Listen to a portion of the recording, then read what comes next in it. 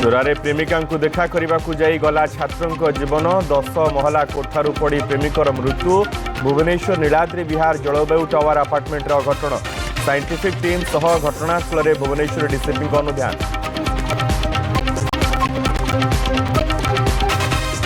News 7 खबर प्रसारण महाप्रभाव घटनास्थल में पहुंचिले जिलापाल 15 दिन भितर पोल मरामती देले निर्देश।